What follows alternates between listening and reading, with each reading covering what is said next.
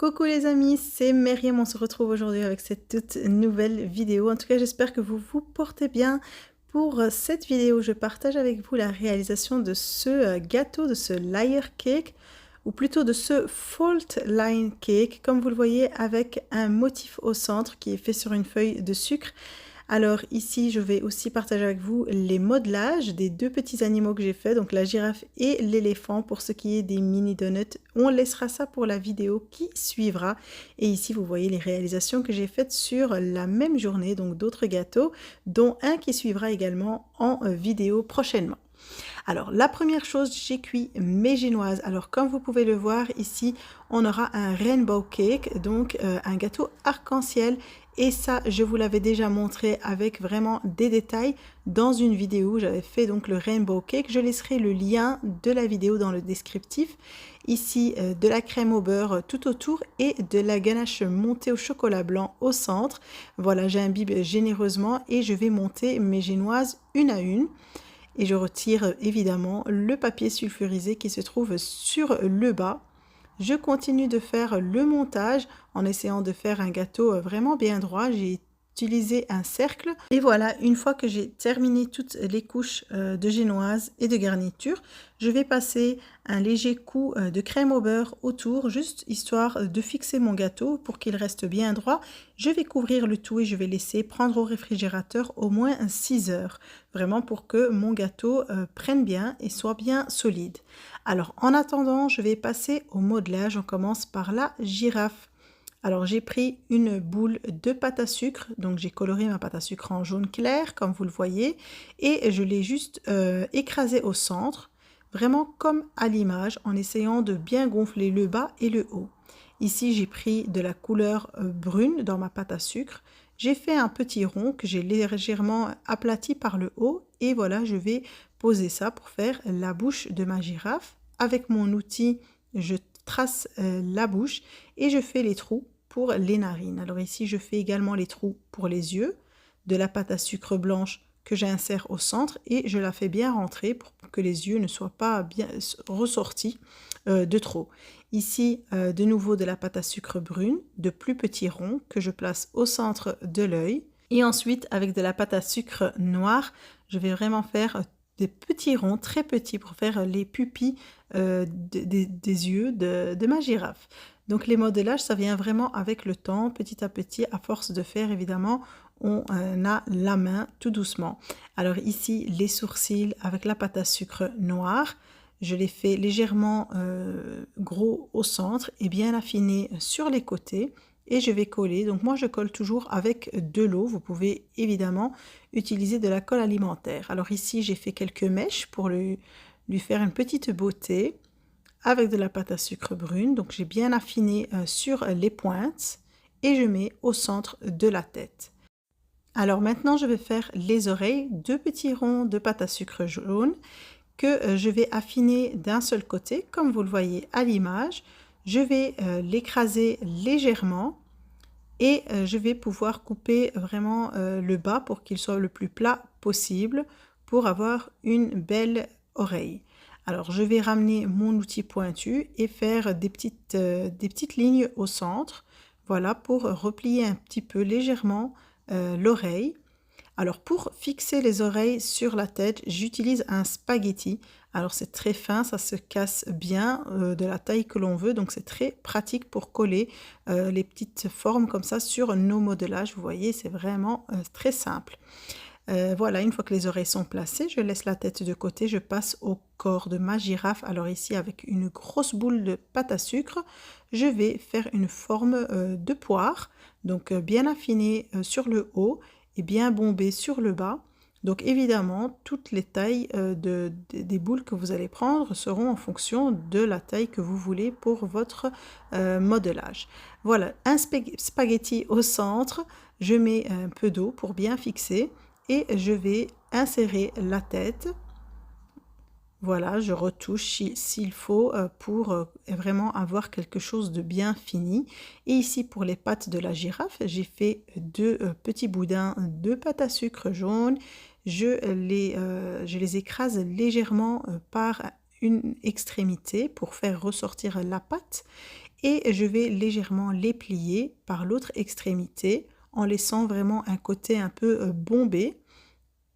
Et je vais pouvoir les coller autour du corps de ma girafe juste avec un petit peu d'eau passée au pinceau.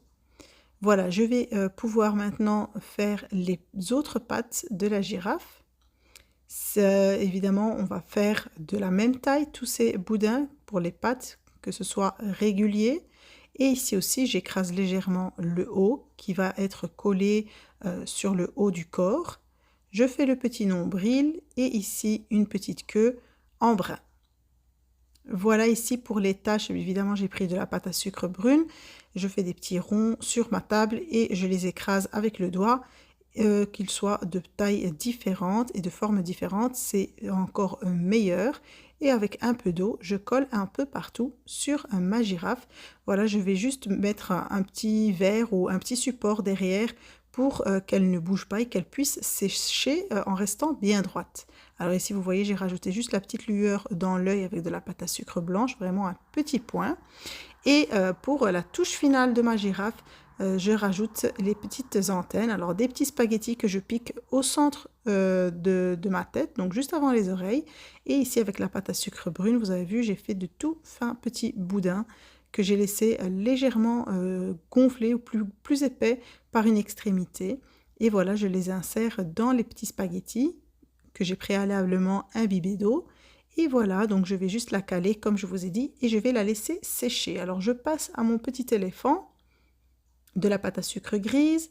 Je prends une boule de taille moyenne que je roule bien et je vais en faire ressortir la trompe. Donc comme vous voyez, j'ai pris ma boule et j'ai commencé à rouler un seul côté sur ma table et voilà, je fais sortir la trompe de l'éléphant. J'écrase le centre de la boule pour vraiment marquer le centre du visage.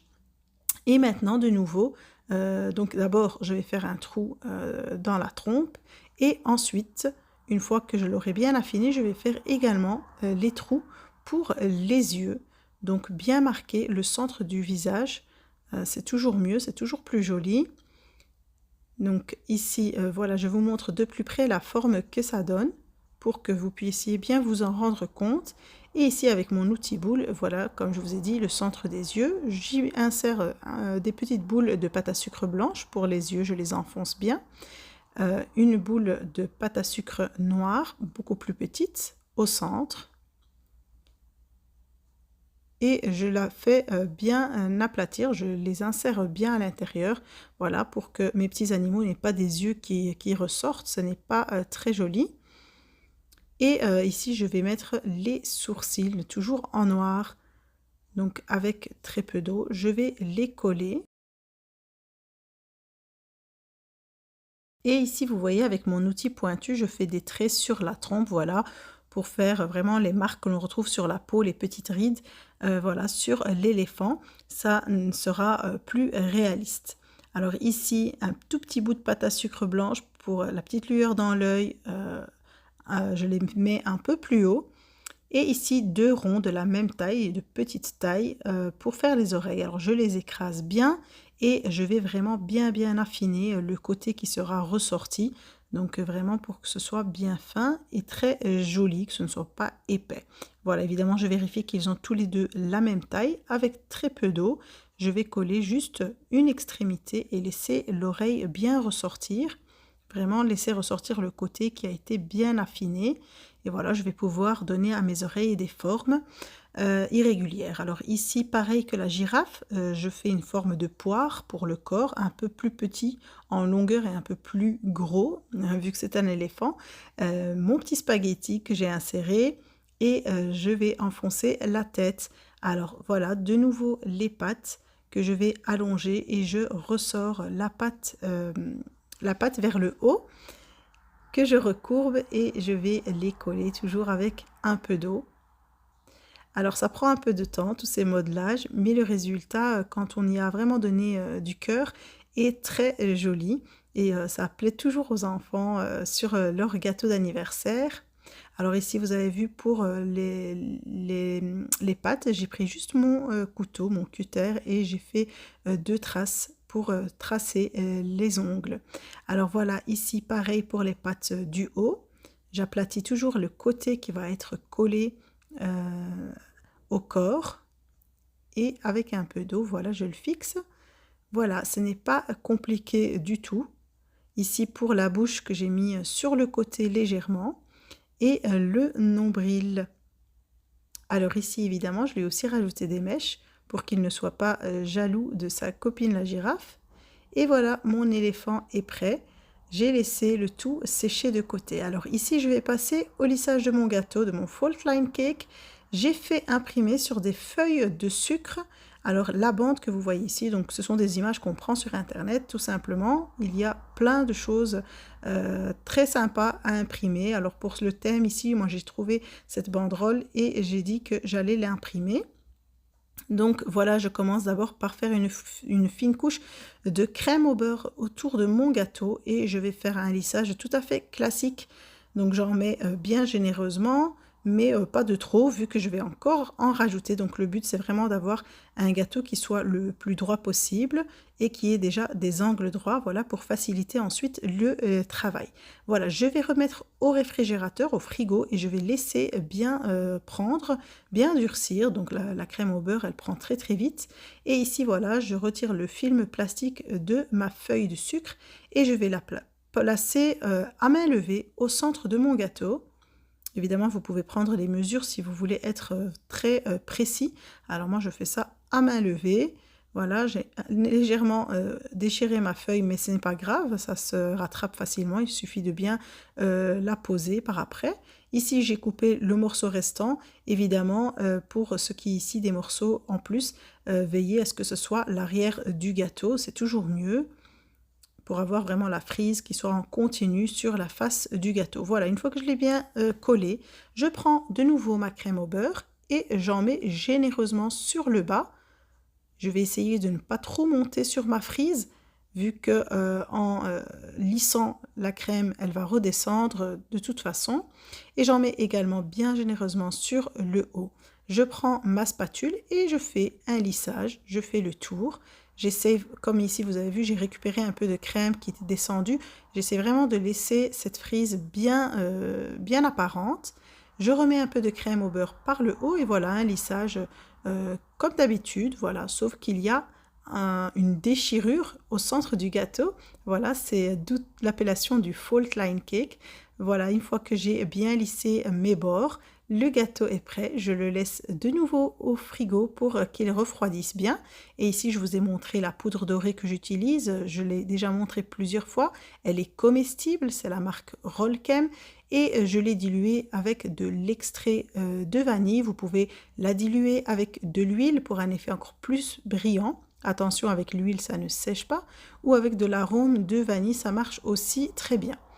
Voilà, ici, mon gâteau est froid, il a bien pris, il est prêt à être définitivement décoré. Vous avez vu, j'ai piqué des cure-dents sous mes modelages. Ici, j'ai pris des fausses plantes et des plantes séchées également. Et j'ai rajouté du ruban de fleuriste sur les tiges, comme vous avez vu, pour que je puisse les enfoncer dans le gâteau. Voilà ici des feuilles faites avec de la pâte à sucre. Je en mets quelques-unes sur le gâteau, c'était pour faire le rappel avec les donuts qui ont été faits avec le gâteau. En tout cas, j'espère vraiment que cette vidéo vous a plu et que vous avez apprécié de la visualiser. Comme je vous ai dit pour les mini donuts, on se retrouve dans la vidéo prochaine. Ainsi, la vidéo sera vraiment spécialement dédiée aux mini donuts. Dans la vidéo qui suivra encore par après, je vous montre déjà un aperçu du gâteau qui sera partagé. C'est le gâteau que vous avez ici, juste à côté, sur le thème Fortnite. Alors, je partagerai avec vous une superbe astuce pour avoir une texture très moderne et spéciale sur vos gâteaux, comme vous le voyez ici. Alors, en attendant tout ça, n'oubliez pas de liker ma vidéo, de la commenter, de la partager sur vos réseaux sociaux, de vous abonner si vous êtes nouveau et je vous dis à très très vite.